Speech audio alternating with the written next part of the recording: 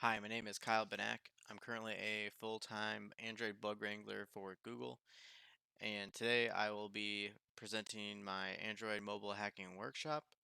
I'm super excited to show you my CTF-based exercises that display various concepts. Let's get started. First, I wanted to go over the application that I'll be using in this training, which is called InjuredAndroid. I created this in my spare time in order to learn various Android vulnerability concepts, and I thought it would be a fun idea to translate the vulnerability concepts from reports into CTF exercises. So some of these examples are based off of bug bounty reports. Others are based off of exploitation concepts and pure creativity. Currently, there's 16 exercises that demonstrate specific concepts.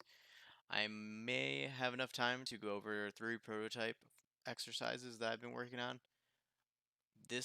All these exercises are designed to scale in difficulty and combine or build upon initial exercises. So basically, I wanted to start off with training wheels, kind of like when you first start riding a bike, you have the training wheels on. If you practice riding a bike without training wheels, I'm sorry. Um, and then it's all for the low price of free. So you can download it from Google Play or GitHub. I tested this application on physical devices and emulators, and now we'll move on to the tools that you can use to solve the exercises and that are applicable to production apps as well. So my testing environment involves a lot of JADX usage. JADX is a Dex to Java decompiler, and that's the latest release, version 1.1.0. I use Bash a lot. You can set up all these tools for Windows. I have it all set up on Ubuntu, but I know for a fact you can set it up on Windows. You just gotta believe. ADB or Android Debug Bridge is an essential tool for pulling the APK off of your device onto your desktop so you can analyze it. The only prereqs for ADB is having a USB cable. You'll need to connect a USB cable to your phone and your computer. Um, and yeah, unless you use a emulator, you can actually download the application from GitHub and then drag and drop it onto the emulator instead. Next is Frida. Frida is an awesome dynamic instrumentation toolkit that you can hook various methods at runtime or bypass SSL pinning. Like I'll show you later, the prereqs for that is having pip installed on Linux. You can also set up pip on Windows and add it to your Windows environments or your environment variables.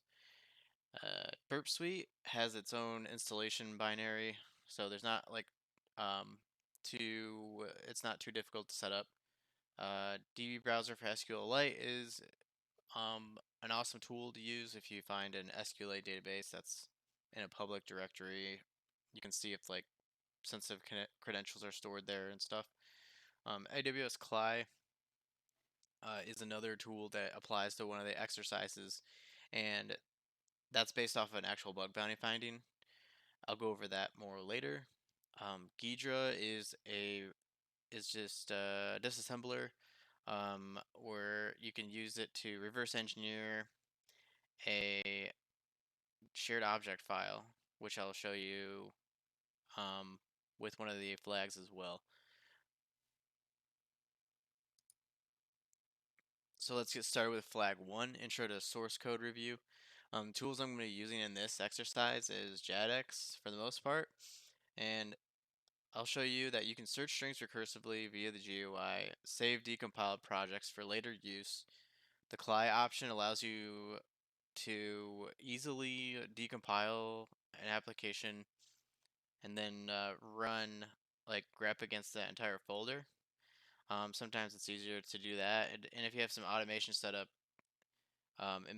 it makes JADX that much better of a tool. Steps to complete will be what we're going to do is review the source code of the first flag, find the flag, and then submit it, and I'll show you exactly how all that works. What we're going to do is first we're going to get the latest release of JAX, and we can use wget for this to download via command line so we don't have to go through the browser. It's very important to get the zip file because this is going to have the binary in it. The one that's a tar file does not. It's a source code. If you'd rather build from source, that's fine too.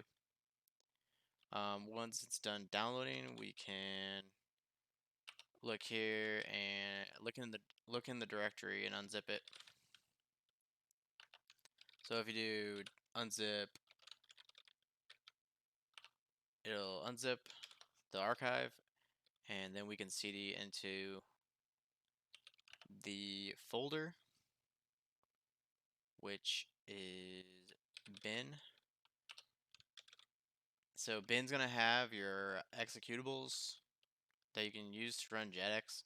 So JADX by itself is the one that decompiles the application without the graphic user interface, and JADX GUI is the binary that we're gonna use for the most part.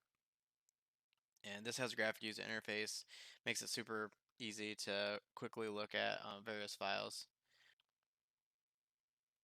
So I'll start JADX GUI to show you what exactly happens, and then from here you can open files, and there's various like text search, class search tools for deobfuscation. So now that we went over the how to get JADX, let's pull the APK off of the emulator, because right now I have it running on an emulator. So we can use ADB, PM path, the name of the application.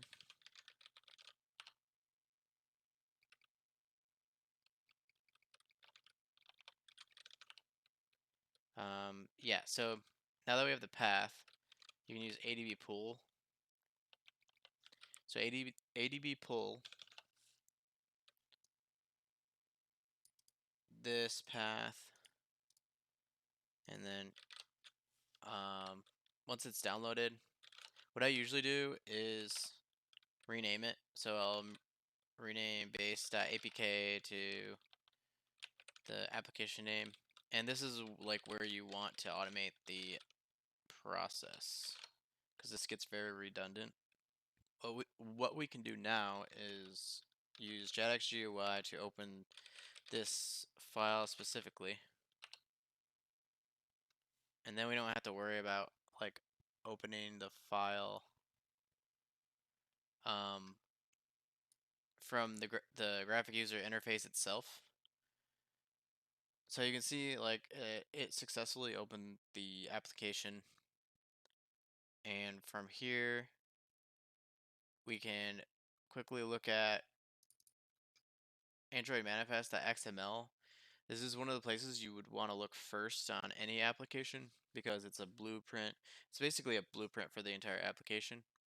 Now that we have the source code open, we would also want to have InjuredAndroid running on either your physical device or the emulator. So I have it running on an emulator right here, and in flag 1,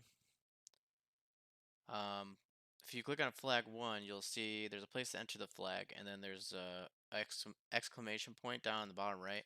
If you click on that exclamation point, it'll give you hints. So one of the hints is the flag is under your nose. It's also under the GUI. Now that will cue us in to look at the source code for that flag. So if we look for flag 1, we should be able to see. Okay, so now we can see like this is flag 1 based on the string for the title. So now we have a common naming convention to enumerate where the Android names are located. And Android name is the activity name for that specific activity. So B3NAC InjuredAndroid flag1 login activity. And now we'd want to copy this activity name, and specifically this part, because this is the class. Now, if you click on this wand, it'll start decompiling the application. And once it's done decompiling, we can recursively search the entire app. So this won't take, usually doesn't take a super long time. And you can actually change, you can see the JADX memory usage down here at the bottom. You can actually change this to have more memory usage, but this isn't taking up very much. As you can see, it's around like 0.7 and it's fluctuating. Okay, so it's already done. So if you paste flag1 activity in the search for text, you can go to the activity itself. You can also, check class method field for more options. Now, if we open the flag1 activity, we can see right away that this is coded in Kotlin. Nothing too crazy up here. We can see there's an onCreate method, then there's a submit flag method, which looks interesting. And right here, the flag is in plain text. So this is what we'll want to enter. And how we know this is the actual flag is because it's checking if that string is in the submission box, and then if it is, then the boolean for the flag completion is set to true. Another dead giveaway that this is Kotlin is the intrinsics. That's just something you'll always see. So now if we go back to the application, paste the flag, and submit, it should go to the congrats you found the flag. Now if we go back to the main page and we go to all the way to the bottom, there's a flags overview. You can check to make sure that the flags you have completed are green. That means that you have successfully solved them. I'm going to go ahead and clear the flags. So you can also clear the flags and it'll switch back to the unsolved state. Next is flag 2. This flag was designed as an introduction to exported activities. The tools we'll use are bash and ADB, and the steps to complete this flag are reviewing the source code of Android manifest.xml and looking for exported activities, then invoking the export activity for flag 2 with ADB. Now let's go back to JADX. Now, once we're back in JADX, viewing the Android manifest.xml file, we can see all the exported activities by typing in exported equals true. And right away, we see that this activity is exported, and it's not super obvious what it does. So if we copy the activity name and search for it with the wand, open it by double clicking, we can see the source code for this activity. And if we look at the onCreate lifecycle method, we can see that the flag 2 button color will be marked as completed if it's open. And the only way that this activity is open is by invoking it. So another useful tip is that every time an activity is open, onCreate is called. Now, if we go back to the terminal, and let's open up the emulator as well so we can see what happens when we use this ADB command. So to open this specific activity, we would use ADB shell and start the name of the application, and then the class name.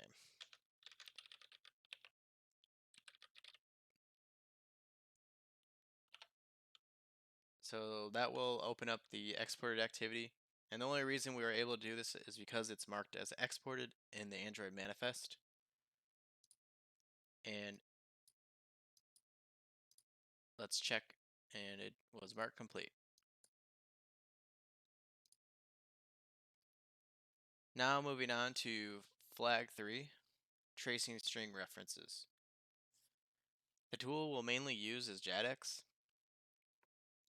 A few tips about this specific concept is that developers are encouraged to store strings as references in strings.xml, and any reference with r.string traces back to strings.xml. So more often than not, you might see string references, and then if you go to strings.xml, you'll see the plain text value for those string references. So the steps to complete this exercise are reviewing the source code of flag 3 activity and looking up the string reference. Now I'll show you exactly how we will look up this value for flag 3. And we'll go through the same process of searching for the activity recursively, double clicking on the actual class name, and it will open in another window. Now we have to find the string reference. So if we look at the submit flag, you can see right here with the get string r.string, this is the reference.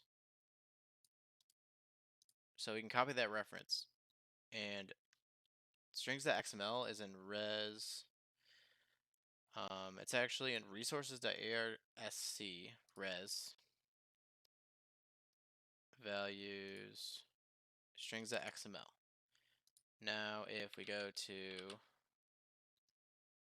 this file and we look for that specific reference, it'll highlight the value for that reference, and which is the flag. This is just one of the methods or techniques I've used a multitude of times to trace values and potentially sensitive API keys. So that is why this turned into a exercise. So now if we paste the value, congrats, we found the flag. So flag 4, imported and encoded values. I'll be using JADX a lot, and this activity, the steps to complete are finding where exactly the Bob variable is imported and reviewing the decoder class. And then we'll need a base64 to decode the Bob variable. So if we open up JADX, go to Android manifest, let's look for flag 4.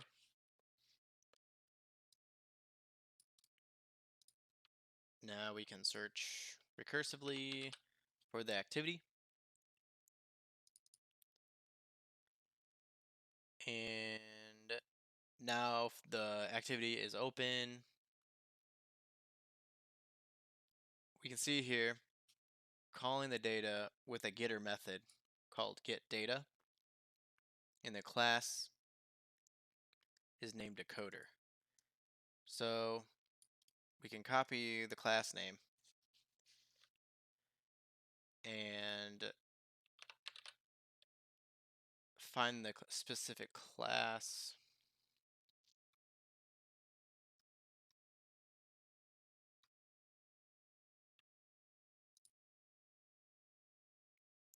So right here is a specific class. In that case, we had to check the class checkbox. Now that we have the decoder class open, we can see that the data variable is actually base64 decoded when it's called, and it's returned by this getter method. Now that we copied the value, that needs to be base64 decoded, we can actually decode it with the bash terminal. So if we echo the value base64 decode 4 overdone omelets.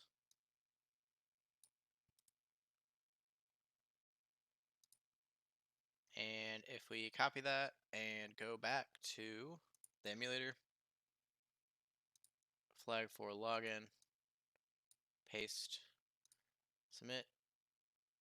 Congrats, we found the flag. Flag 5, Intro to Broadcast Receivers. This flag was designed to show broadcast receiver behavior so that you can potentially spot insecure implementations in production applications. So the tools in use will be JADX, and a few tips is implicit broadcast receivers or broadcasts call unknown components. So if these are exported, then it's more likely these can be exploitable than explicit, which call known components.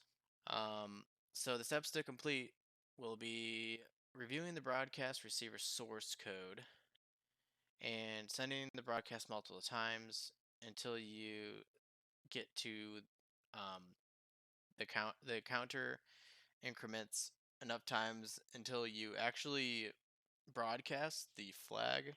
So let's go to JADX real quick and look for the flag 5 receiver.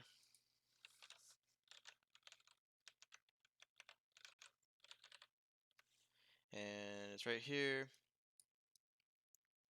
So if we copy the flag 5 receiver class name and search for it,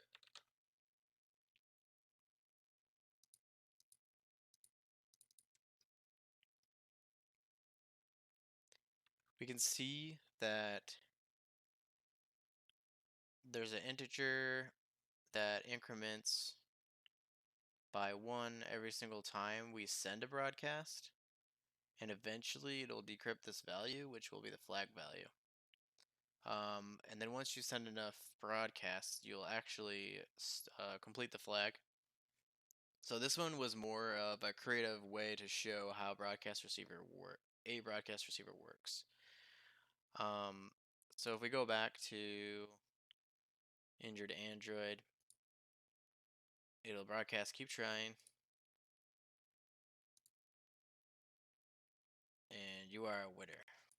Flag 6, Intro to Hooking Methods with Frida. The tools in use will be JADX and Frida, and the steps to complete are finding the method that decrypts the value so that we can hook it with Frida, then creating a Python script that imports Frida and hooks the encryption method via JavaScript. The Python file will then be ran with that first command with the Python file called flag6.py.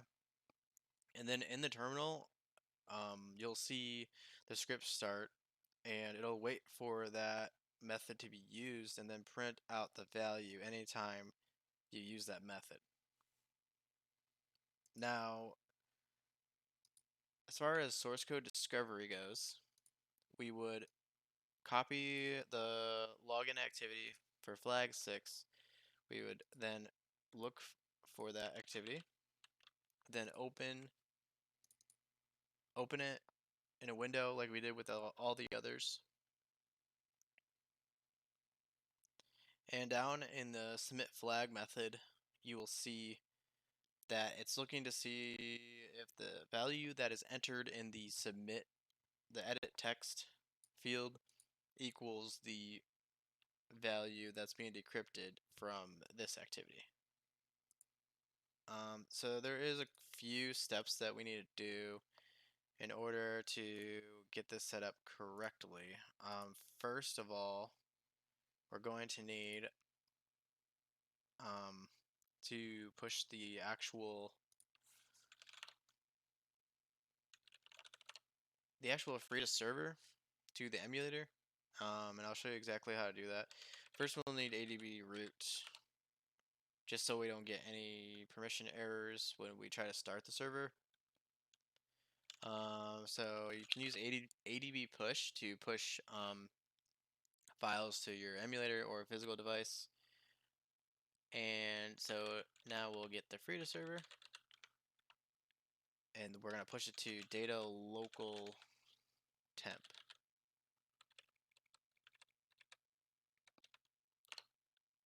And now we can see in the terminal that it was successfully pushed to that directory.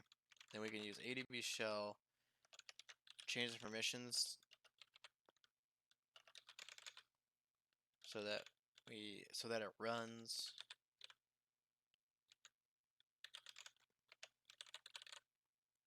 And it was x86 underscore 64. Whoops. It's very important that you get the correct architecture for your phone. If you don't have the correct architecture for the Frida server, if it doesn't match the one that's the type that's on your phone, then it won't run correctly.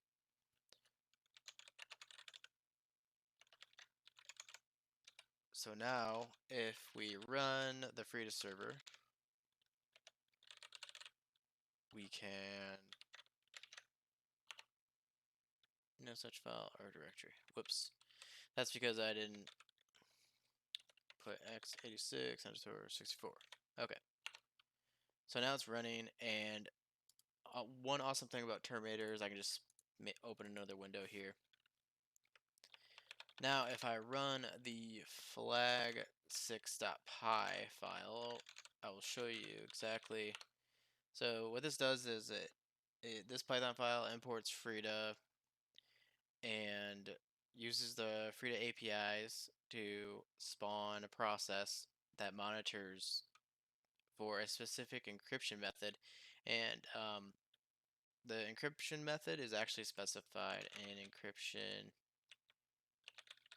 method.js.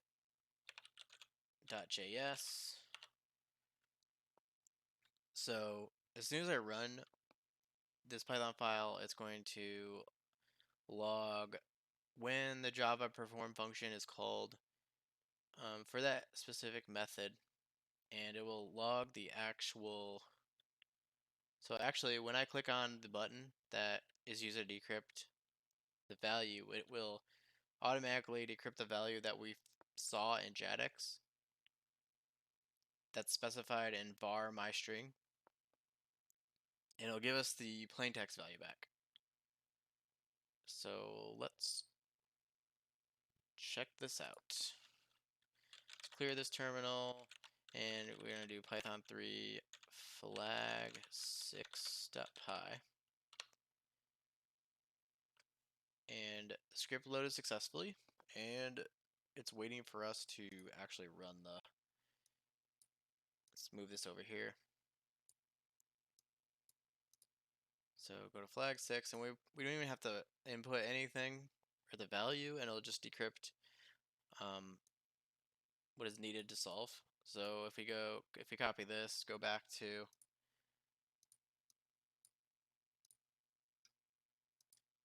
the value, push submit, congrats. And that's how the cookie crumbles. Flag 7 SQLite hashes in rot47. So the tools in use for this flag are JADX, SQLite, command line, or DB browser for SQLite, and bash. The steps to complete are going to be find the SQLite database location, crack the password hash, and reverse the rot47 Caesar cipher URL for the flag.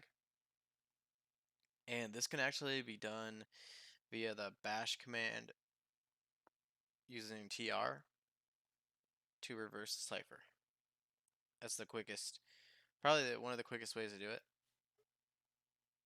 Now let's go to JADX for some source code analysis. let's go back to Android manifest and flag 7. Copy the activity. Go back to the wand.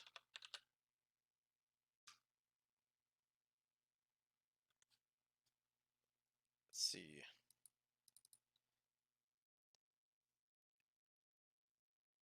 And there's actually there's a lot going on in this class.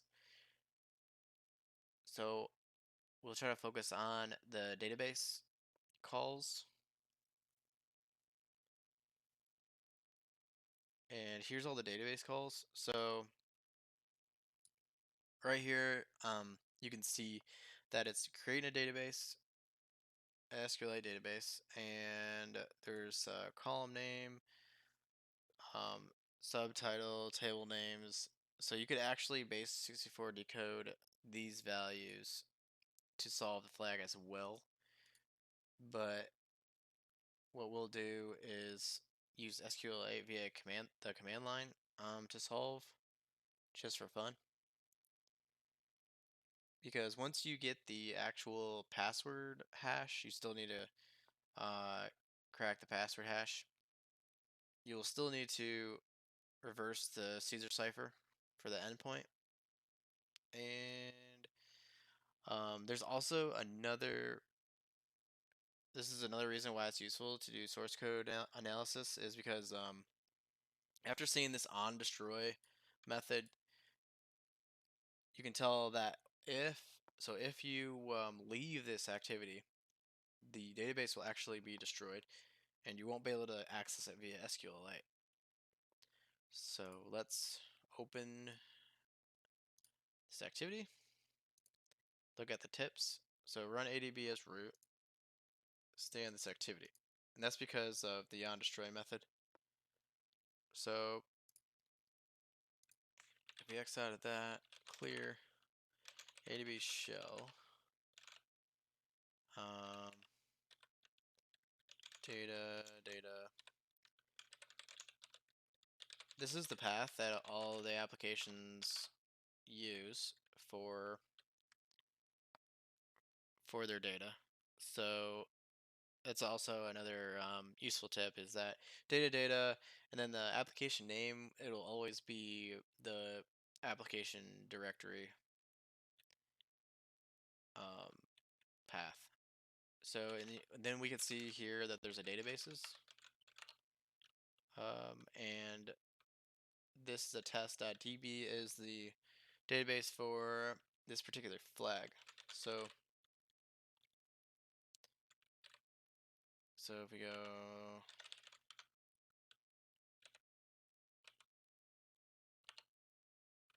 let's see, I think it's SQLite 3, and then this is a test. There we go. Okay, so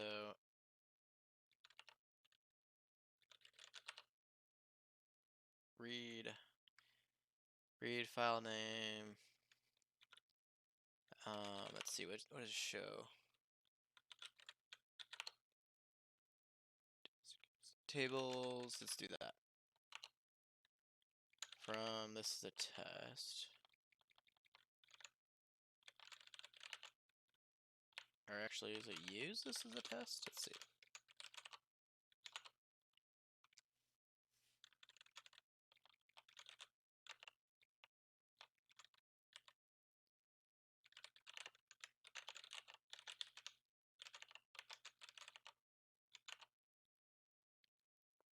Okay, so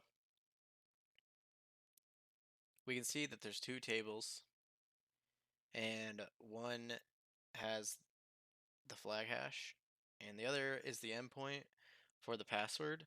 And if we look at the actual flag 7 SQLite activity, you can see we need both. So let's look for the flag hash first. So a useful tip for finding hash values is if the hash value is a super common, already cracked value, you can actually just look up the value in like a Google search. and it will display. So let's open a Chrome browser real quick, search for that hash, and here is the value. So the password is hunter2. We can actually exit out of this now and go back to the application. Now we need to figure out the flag. So for the flag, we'll need to decode that.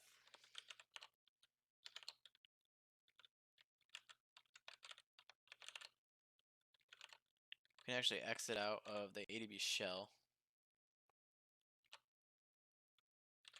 and clear this. Okay, so like we said before, if we go back to the slide, we can use tr to reverse the Caesar cipher.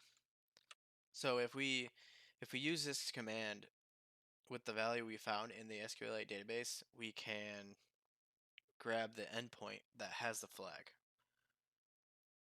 So let's go back to the terminal and use that command. And there's the endpoint. So we'll copy that address, open a Chrome window,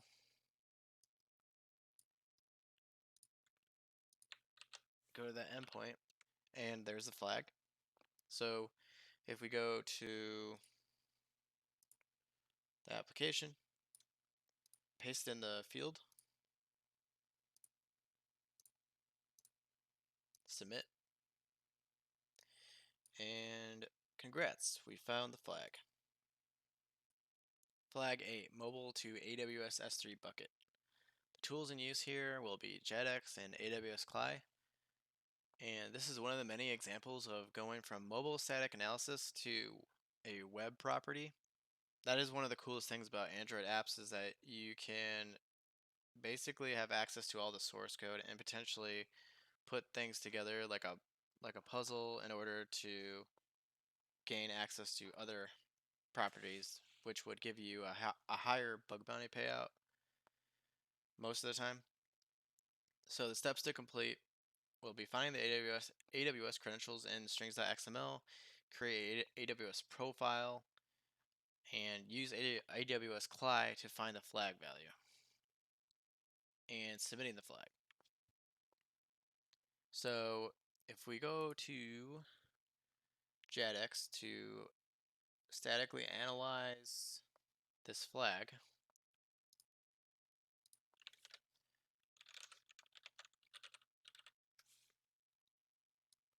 and copy flag 8 login activity,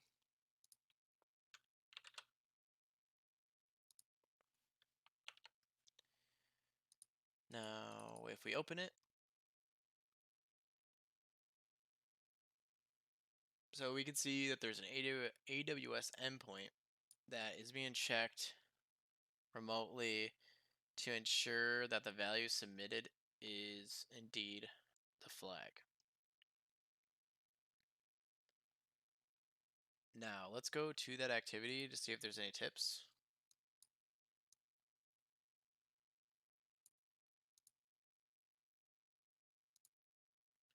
AWS CLI, AWS profiles and credentials. Now you can see it'll say try again if the value is incorrect. So now let's check out strings.xml.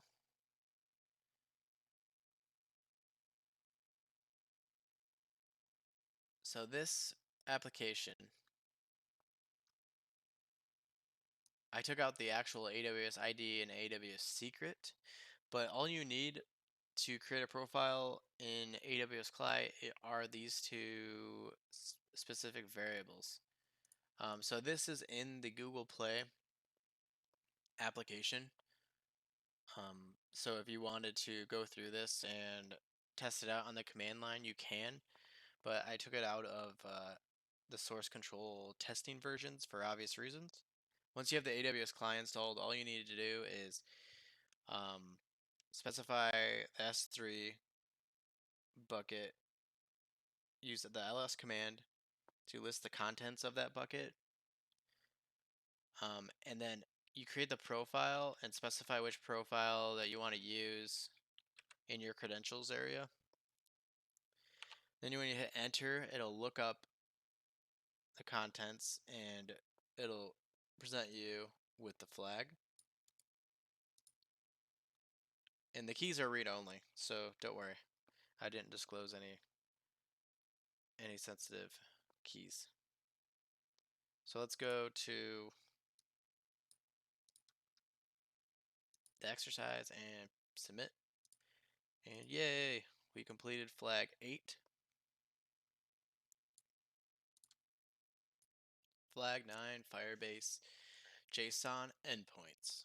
Tools in use are JetX and a browser of your choice.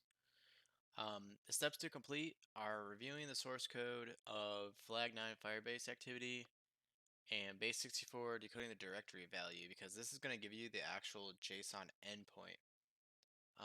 Because the directory, it translates to that directory name .json, and you'll see exactly what I mean by that.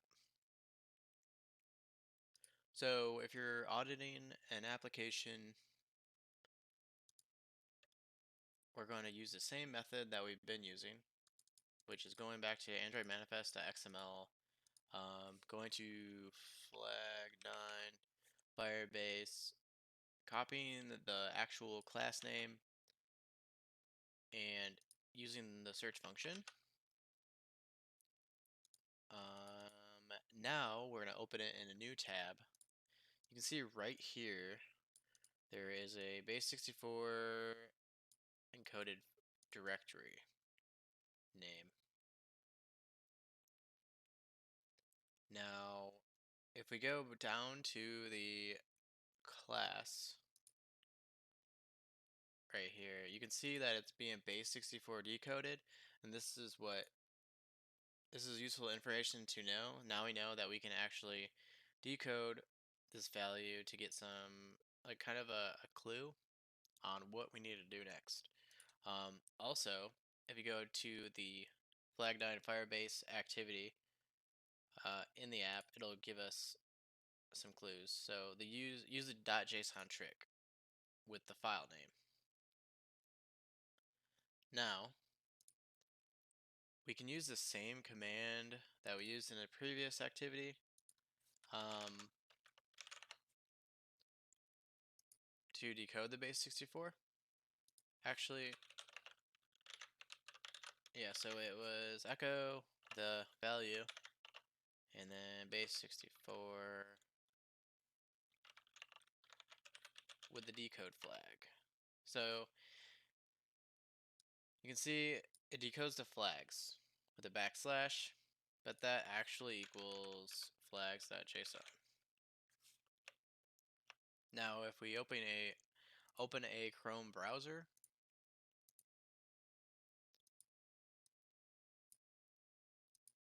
and go to InjuredAndroid,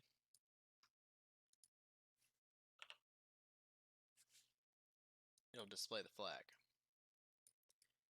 Now the trick to this CTF exercise was, in the spirit of everything being base64 encoded in transit,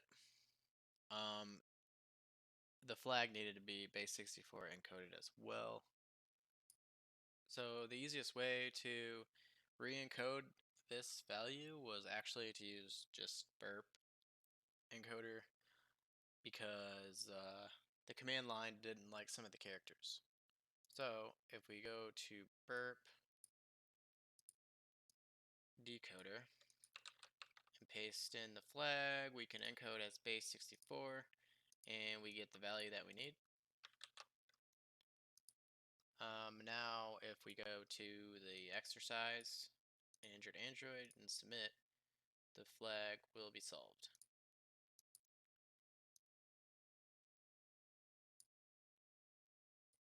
flag 10 Unicode collisions in Java and Kotlin. The tools in use are JetX and a browser of your choice. Steps to complete is researching GitHub.i, this is what inspired me to apply these techniques to Android, and reviewing the source code of flag 10 Unicode activity. And you just need to submit a value that converts a Unicode.i to a normal I that matches the value of the flag in the database. So now let's go to JetX and search for flag 10. Here is the flag 10 class. Now we'll need to go to that specific class just to see the logic behind the Unicode collision. It's going to convert the value to uppercase, and after researching GitHub.i, if you try that exact value, that will solve the flag. And this technique applies to like password reset, implementations, and database entry and stuff like that. Anything where values need to be normalized can be prone to Unicode collision type vulnerabilities, and I didn't find a lot of Java and Kotlin resources saying that this could be present. So let's go back to this specific exercise, and if we enter the GitHub.i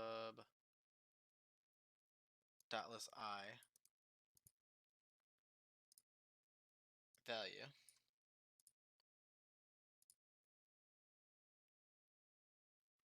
it will solve this specific flag.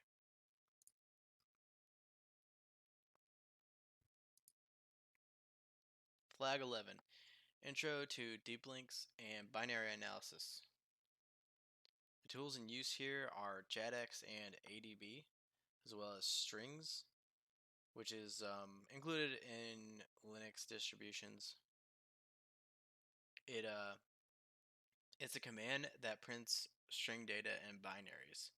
So it's very useful for reverse engineering and finding hard-coded values. So first, let's go to InjuredAndroid and try opening this specific activity. And it says exploit the schema. So that should cue us in to check out Android manifest.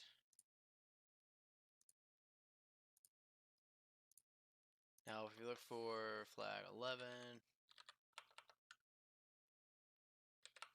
okay, so it's not named that. It's probably named like deep link activity. There we go. Okay, so the main takeaway here is that deep links always have an intent filter applied to them, and a deep link can have a custom scheme, and in this case it's the scheme of flag 11. So as long as you have this scheme, that's the only requirement in order for a deep link to open this specific activity. Now, if we go back to the terminal that I have and open the emulator,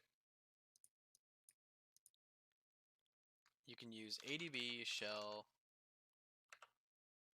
and start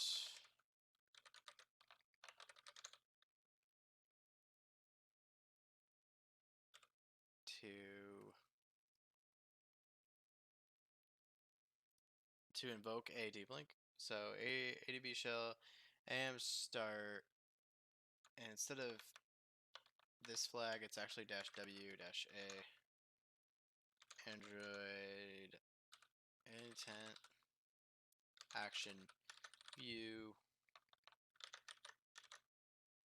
-d, and then this is what the data that you're sending the activity, and this data will be checked by the manifest, or it'll just be checked to see if it matches the requirements. So this is literally all we need to provide in order to open this specific activity, and this is the only way you can open this flag. And now we have access to this flag. We can see the other tips. This is one part of the puzzle. Find the compiled treasure. So this is letting us know there is a binary that has some data in it, which probably has the flag value. And this is where the intro to binary analysis is. So what we'd want to do is actually decompile the entire application, and not with the graphic user interface, because if we use the graphic user interface, it's going to crash when it tries to open the binary. So this is where we would use the actual JADX without the GUI, and we set this up earlier, so we can just use the JADX without the -GUI and decompile it. This will give us a directory with just the source code and any assets that are inside of that application. And once this is finished, we can navigate to, we can just check all the directories and see if we can find any binaries that look interesting. And from there, it makes it super easy to use any like tools where we already have set up for binary analysis. So the folder that was decompiled is here. So let's go to resources and check there. Checking assets is always a good idea. Now we can see there's a few different binaries here. In particular, this menu one looks interesting. It actually has a Unicode character in the name. So let's see if let's try to permission denied. So we can change the permissions on this with gmod plus x and then the name. That should make it executable.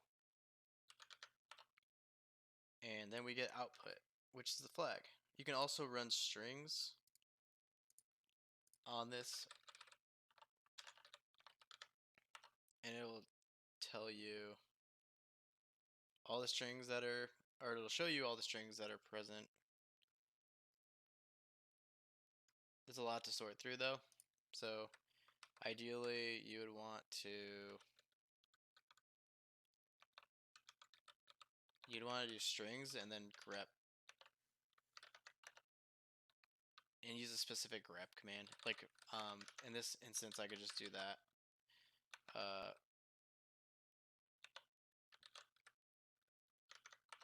To show you that the flag does show up in the binary if you run strings on it.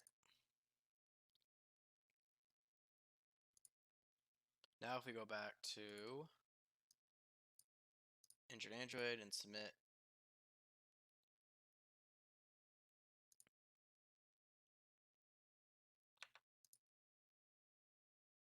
I had a space in there, that's why it took a few tries. Okay. Now, on to the next. Flag 12, accessing protected activities.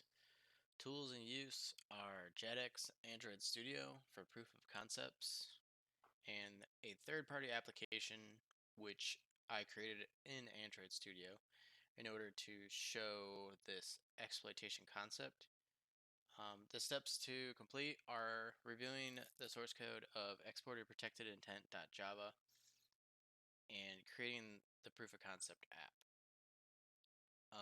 Since this activity uses handle intent extras and is exported, you can actually send multiple intents to it, and the second intent doesn't have to be an exported activity. But in that aspect, you can actually invoke protected components. So it's essentially a doorway into the entire application. So if we open InjuredAndroid and go to flag 12, it'll say a POC app is needed. Now we'll go back to JADX and use the same methods we've been using.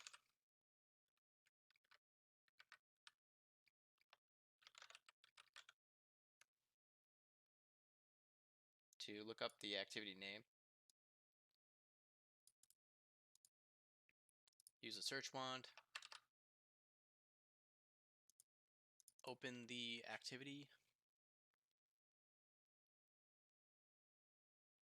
And we see from this onCreate lifecycle method that it's checking for a data string called totally secure. And it's making sure the intent is not equal to null. And also is checking that the intent has the data labeled as totally secure. So this variable is essentially accepting user input, and then it's processing the data that's attached to this variable. Now, I will show you the exported component that is being used with this. So we'll go back to Android manifest, look up exported equals true. So exported protected intent right here. So this is the doorway into the entire application.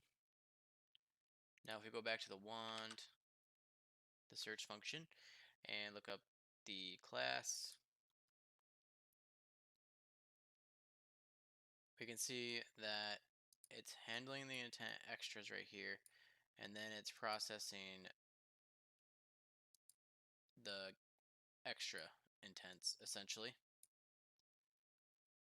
Now if I go to my POC app in Android Studio, this will be easier to visualize like what exactly is happening with this particular scenario.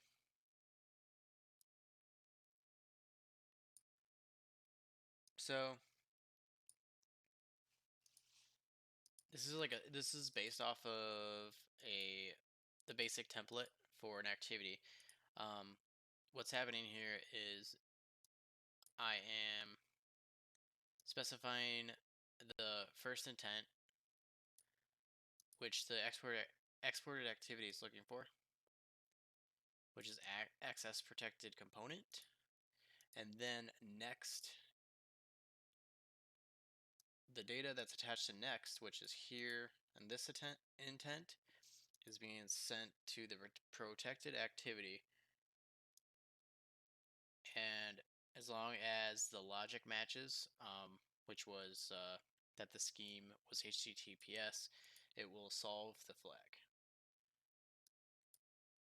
So now if I go back to the emulator and open that POC app, it'll first open the intent to access the protected component and then the second one, and it will solve this flag. So now if we go back and go to flags overview, it'll show flag 12 as completed.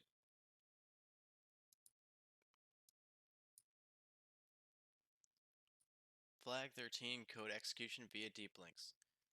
This flag was inspired by a question asking if code execution was possible in Android, and it definitely is.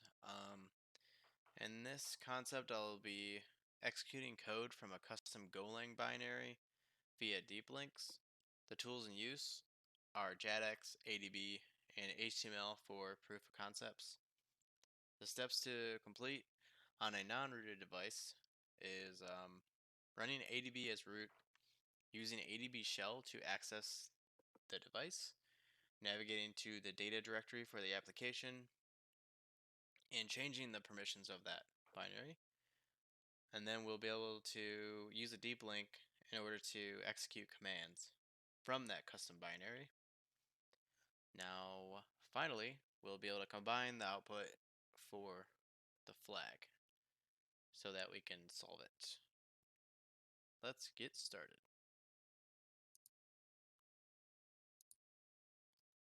Now, first we'll go to the flag itself just to see the tips. The tips are find the binary and permissions matter. Now, we'll try to find the RCE activity with JADX.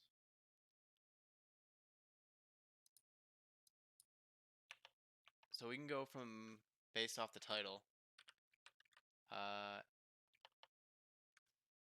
So we can see here that the RCE activity has a intent filter attached where the requirements are a schema flag 13 and a host of RCE.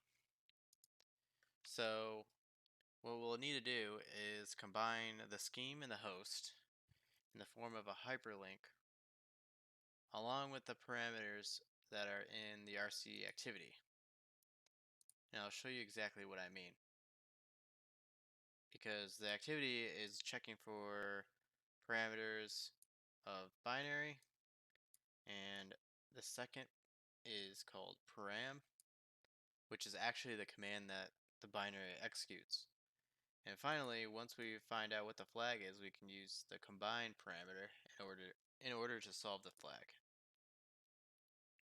Lastly, files will be transferred to the files directory once a deep link is attempted.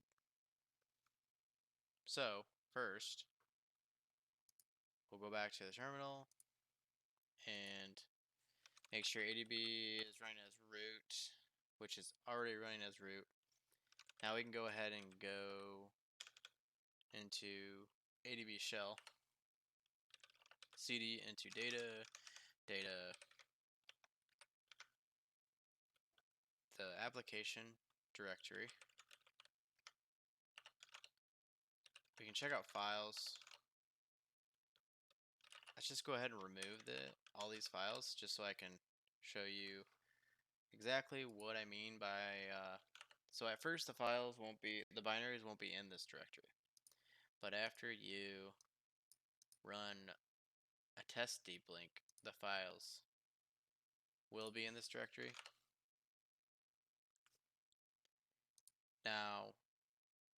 Now that we have the files in this directory, I'm going to go back to the POC deep link real quick and show you what is involved with that POC deep link. So a deep link is essentially a hyperlink for mobile apps. So if I cat this file, you can see it's just a HTML file with the requirements that were specified in the Android manifest of flag 13, the host of RCE, and then the parameters that were in the activity itself. Binary, which is the binary that matches the architecture of the emulator. This is really important. The binary won't run correctly if it doesn't match the architecture. The second param is the command that's going to be run, and it will display in the web view. Now let's go back to ADB shell.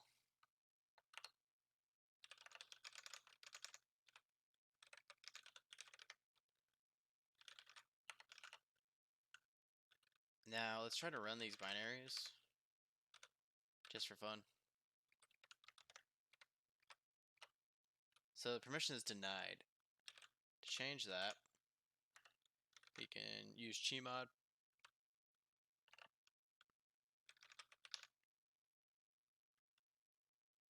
Or chmod. I'm not sure how exactly you're supposed to say that.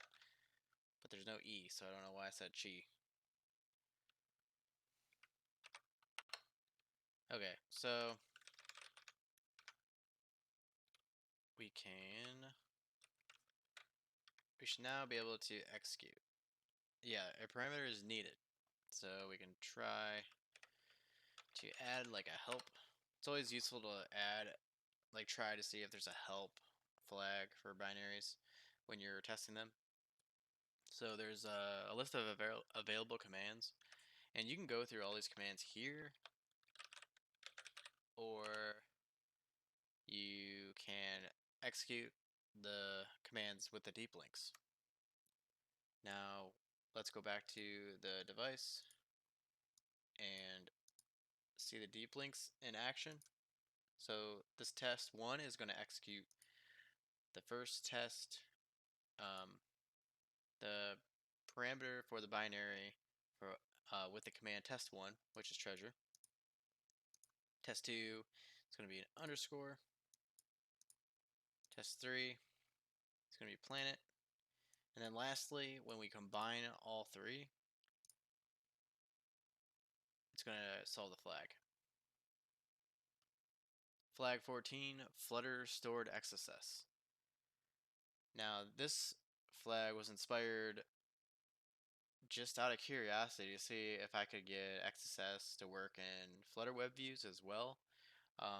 So you definitely can get Flutter web views to execute XSS, but not all plugins are equal. So what I mean by that, there's developer plugins, then there's official plugins. So it's kind of got like the whole plugin store vibe that WordPress has, where some plugins could be insecurely coded and introduce vulnerabilities. In this case, there's multiple reasons why XSS is possible. The first reason was that this plugin allowed execution of JavaScript. The official one doesn't. Also, their JavaScript was set to true in the web view, just like native. So yeah, it had similar properties as like a native web view that was vulnerable to XSS. The tools in use will be JADX. The steps to complete will be reviewing the source code of the Flutter module, and looking at the source code, we can determine that the username needs to be onClick equals alert to capture the flag. Navigating to the profile page after creating a user with that JavaScript function as username will fire the XSS and solve the flag. So let's go back to JADX.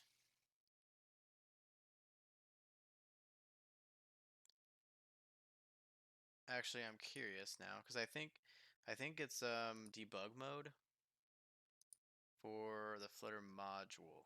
Yeah, so anytime that you're looking at a Flutter app and there's a kernel blob.bin, you can actually get the raw source code back. In production apps, it's compiled to a shared object file, which only can be reverse engineered to assembly.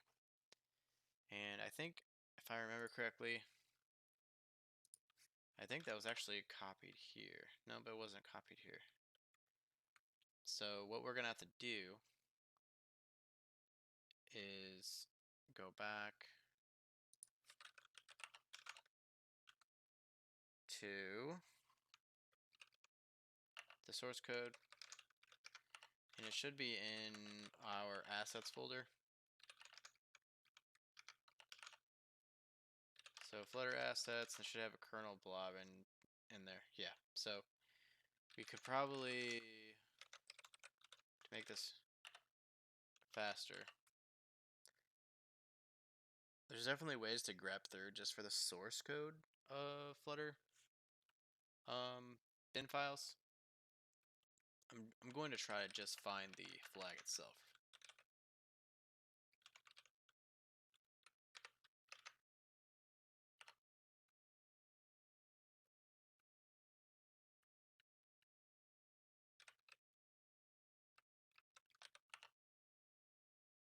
input matches. So I found it. I think I needed to run strings. Yeah, so right here you can see like the actual input that's needed. There's ways that make this cleaner, but essentially what you'd want to do is just get the source files out of the bin file. So let's try this in the actual exercise itself. So we want to go to the Flutter XSS module and put on click equals alert, and you want to be like aware of spaces.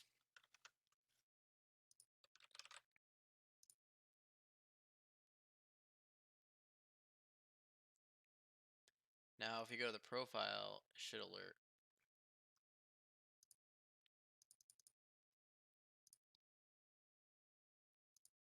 Okay, so I think I had a typo here.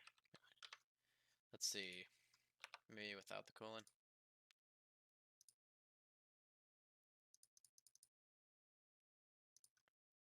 Let's go back to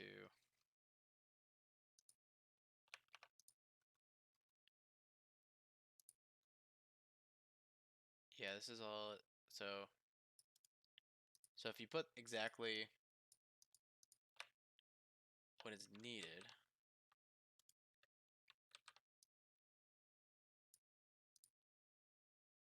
it should work. And there we go. Okay. So I just had a couple typos. And that'll mark it as solved. Flag 15, Intro to JNI and Shared Objects. Tools and use will be JADX, Ghidra, and Python. This flag was inspired just out of the pure curiosity of reverse engineering shared object files. And it's meant to be an intro to reverse engineering shared object files that are used with Kotlin and JNI. What we're going to do is decompile the shared object files in order to find the flag or the key needed to reverse the XOR byte array. And once the key is found, a Python script can be used to convert the byte array in the assembly activity file to a string value. And then after we get the flag value, we can submit it in order to complete the exercise. It's actually easier to find the flag string after decompiling the shared object file, and I will show you exactly what I mean by that. I went ahead and decompiled the shared object in Ghidra, and it was libnative. Once you have it decompiled in Ghidra, under the program trees window, there will be a .text section, and in this section, you'll find all of the text values or string values. And what we're looking for here is the JNI function. And this is the JNI function right here. So this is the assembly version of the C++ code. What you can see is that there is actually, so the program actually has the basic string in plain text right here. And so this is actually the flag. So that's the easiest way to solve this exercise. And I will compare that to what it looks like in nativelib.c++. So in the raw source code, it looks like this. And then mad is the XOR cipher. And the string output right here, when is the flag. And another way to easily find when activities are using the native development kit or C++ is by going to the activity. So if we look up the assembly activity here, assembly activity, search it with the wand function button, and we should see some references to the system load library. So down here, you can see system.load library is calling a shared object called native lib, and that's how you know for sure which shared object file you need to decompile and possibly find sensitive data or useful data. And this is the method that's getting the XOR string. So you could probably hook this method too to get the flag value. So now if we go back to the assembly activity and we put in when, submit, we saw the flag. And also, just to show you the other method that uses the Python script,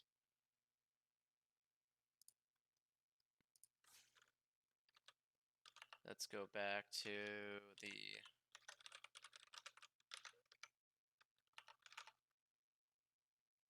directory with all the content for this mobile hacking workshop. There is a Python script that says flag 15 xor.py.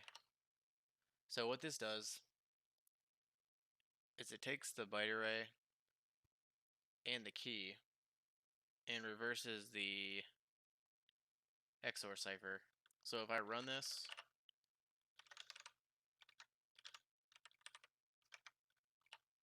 it's going to show me the decrypted value and encrypted value. Flag 16, bypassing content security policies. The tools in use will be JADX, ADB, and HTML files for proof of concept hyperlinks. The steps to complete are reviewing Android manifest to XML, the intent filter attached to the CSP bypass activity, and reviewing the CSP bypass activity source code. After that, we can gather all the requirements for the HTML proof of concept and use a proof of concept HTML file on the mobile device and view the response in the web view. So I went ahead and outlined all of the requirements because I've been going into JADX for the last, well, basically every single flag. So I wanted to change it up a little bit and give a visual and kind of show how to piece together all the pieces needed for the proof of concept. So in the CSP bypass activity intent filter, you'll see that the schemes accepted are HTTP and HTTPS. The host needed is b3nac.com, and it has a path pattern. This is basically a wildcard, and you can put anything, any value between the brackets. So now that we know that, we can view the CSP bypass activity source code and see that the valid schemes that are accepted, the logic is looking for HTTP and HTTPS if it's a valid scheme, and if the scheme equals HTTP, it's going to go to the method that converts the protocols.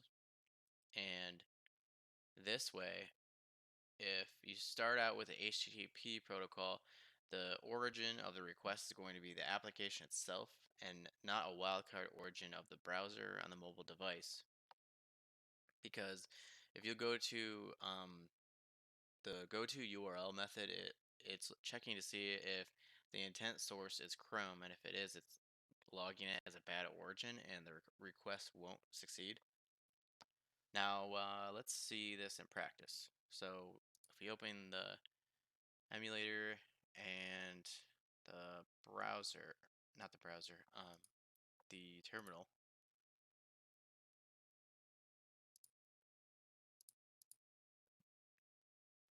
we can push the POC file. So in this case, it's a deep link routing bypasses HTML file, and we'll use ADB push deep link routing bypasses.html to SD card download directory. Now that it's pushed to this emulator, I can go to the files folder, deep link routing bypasses, open it with Chrome,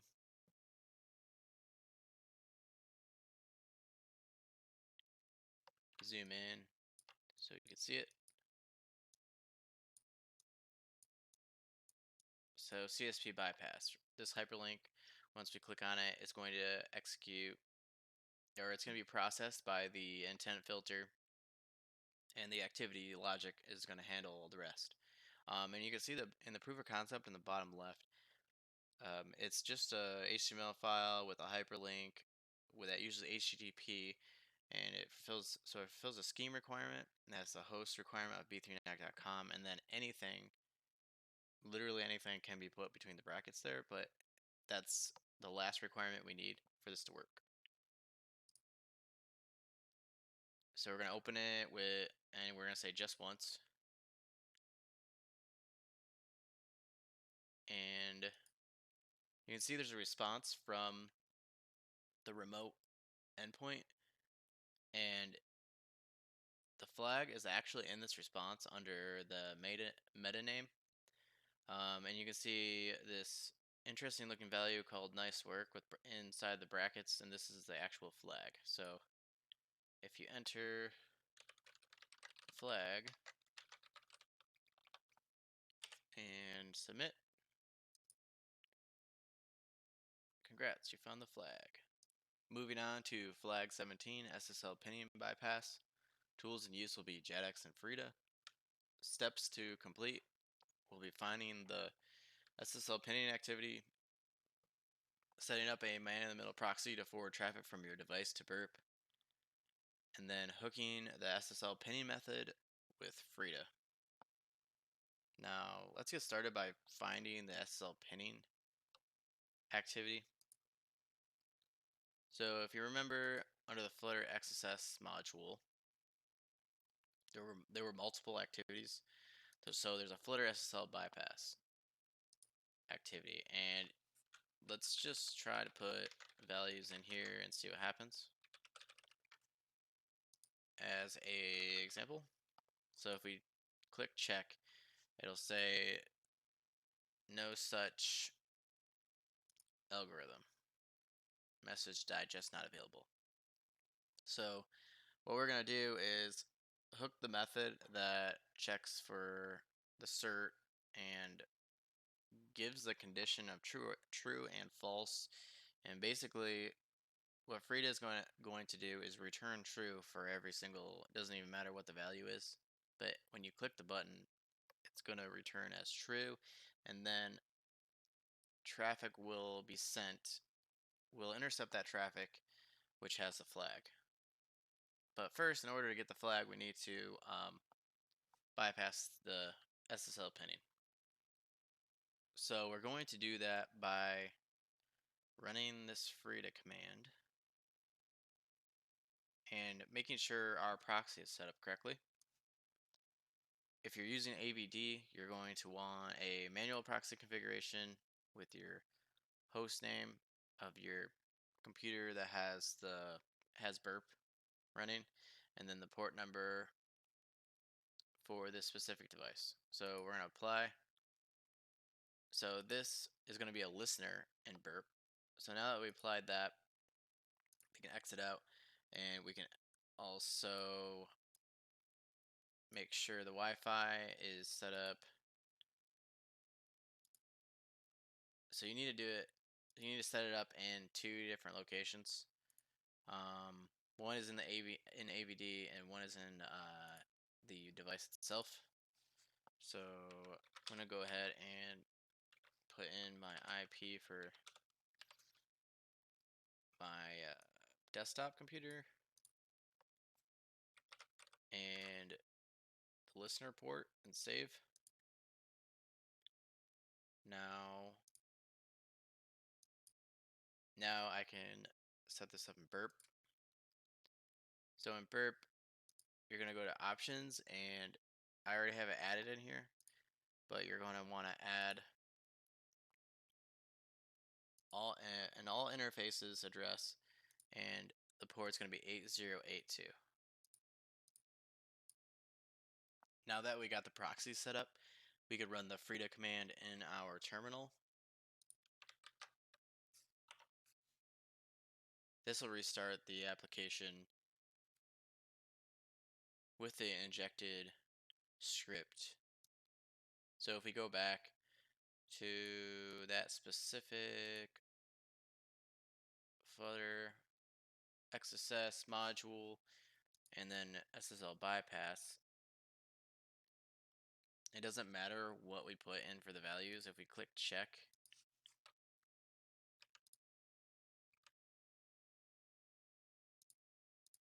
it will intercept it and disable the SSL pinning plugin. Now that we have SSL pinning disabled, we can intercept the traffic. So let's try this again.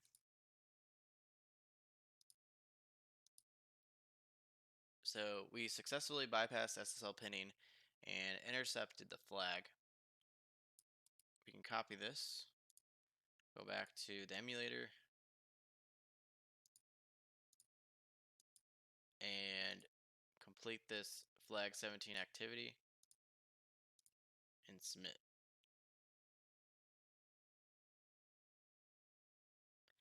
Oh, and something to note is no proxy will have to be set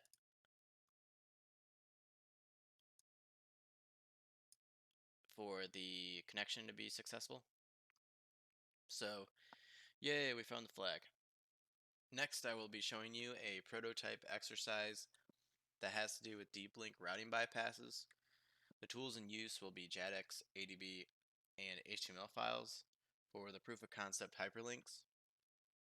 The steps to complete are reviewing Android manifest to XML and the intent filters, then reviewing the source code for each intent filter, gathering the requirements for the hyperlinks, then using the proof of concept HTML files on the device itself. I have the prototype application open in JADX already, and first we're going to look at the deep link intent filter for custom scheme. And this intent filter has a requirement only of scheme deep link route, and this is a custom scheme. So if we go to this class, custom scheme, we can analyze the source code and see that deep link route is actually converted to HTTPS by the application itself. So this effectively will turn a custom deep link into an open redirect. And you can see here it's only checking if it's a custom schema or HTTPS schema. So as long as you have a custom deep link in use, and then anything after that custom deep link, let's say you put HTTPS or just the host name of another website, it will convert it and send the user to that website. Next is going to be host validation bypass. This intent filter has requirements of HTTPS and a host of b3nac.com. And now let's look at the logic for host validation bypass. So after analyzing the source code, we can see that b3nac.com is the only, I guess you can say, substring that's checked by the logic. So as long as b3nac.com is in the host section of the URL, it's not going to check for anything else, and then we'll take advantage of that for our XSS attack, because this web view also has JavaScript enabled.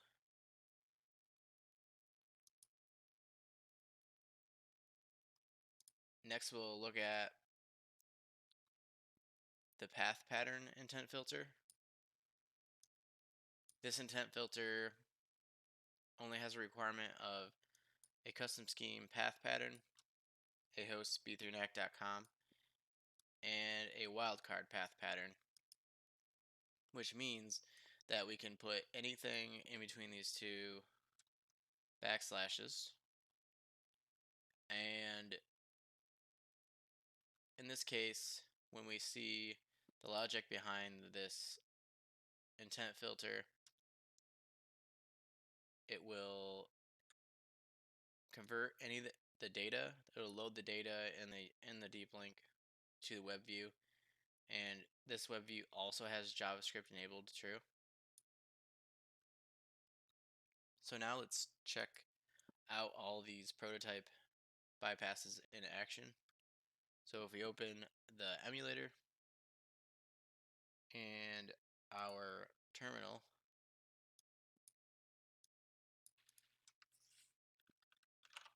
I will show you the deep link route bypasses POC file. The ones that we're going to use are these three. So you can see we got all the requirements covered in each of these hyperlinks. And the XSS payload for the host validation bypass is right before the website host. And the custom scheme bypass is, so the requirement of deep link route custom scheme is being used, and then the host can be anything, because the logic only converts the deep link scheme to HTTPS. And this is also based off of a bug bounty report. Next, path pattern. The XSS payload is in the path pattern section because it's not being escaped, and it's only requiring a custom scheme of path pattern and a host of b3nac.com. So let's push this POC file to our device.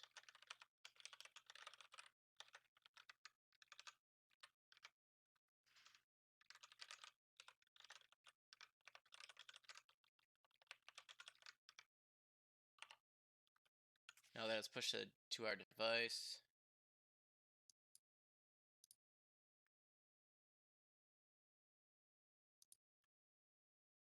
we can open it with any browser. Once it loads in the browser, I'm going to zoom in and click on the custom schema bypass first. And this should open the app and then redirect us to the outside website, which is my website.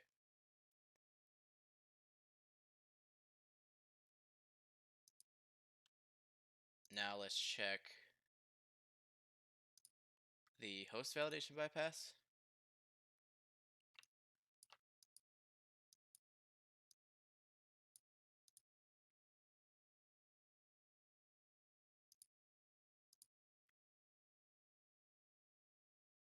And this should load in the web view, and the XSS payload will execute because JavaScript is enabled in this web view.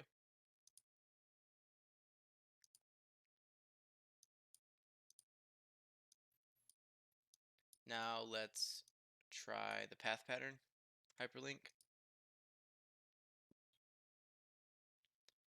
and it's easier to see where the XSS payload is in this one because it's in the path pattern area right here. So this is where the SVG is being executed. This concludes my mobile hacking workshop. Thank you to everyone that attended. All these resources that were used in this workshop will be available for the low price of free. Feel free to reach out if you have any questions. And I want to say thank you to Ben for inviting me to present this workshop. Have a great, epic, amazing day, everyone.